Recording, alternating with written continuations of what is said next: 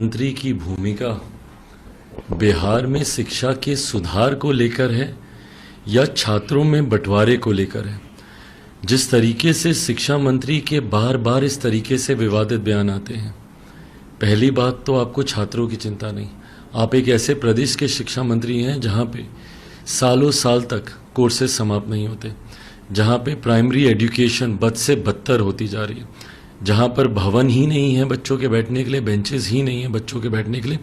उस पर ध्यान केंद्रित करने के अलावा शिक्षा मंत्री का ध्यान हर चीज पर रहता है।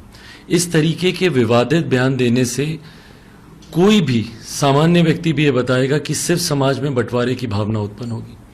भाई कई लोग हैं जो आस्था रखते हैं रामचरितमानस पर।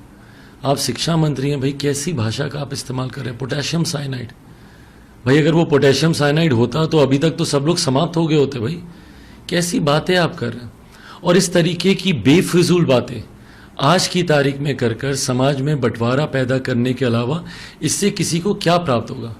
क्या शिक्षा यही सिखाती है कि समाज में बंटवारा पैदा करें धर्म के नाम पर, जाति के नाम पर, अलग अलग संप्रदायों के नाम पर?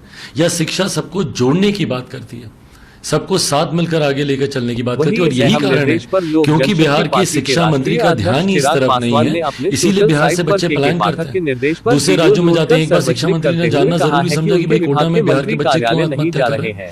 क्या एक बार भी उनके परिवार वालों से जाके इन्होंने मिलना जरूरी समझा? सिर्फ विवादित बयान देने के अलावा इन शिक्षा मंत्री का और कोई काम नहीं। बल्कि हम लोग तो मांग करते हैं कि भाई तत्काल प्रभाव से ऐसे शिक्षा मंत्री जो समाज में बंटवारे की राजनीति करते हो, जो बच्चों में भाईचारे की बजाय एक दूसरे को अलग करने की सोच रखते हो, ऐसे शिक्षा मंत्री को तत्काल प्रभाव से अपने पद से हटा देना चाहिए। इनको इस्तीफा भी नहीं, इनको बर्खास्त कर देना चाहिए, ताकि आने वाले शिक्षा मंत्रियों को समझ में आए कि बिहार के बच्चों को जोड़ने की सीख देने की जरूरत है, ना कि उनके भीतर ये अलगाववाद, उनके भीतर ये बंटवारे की सोच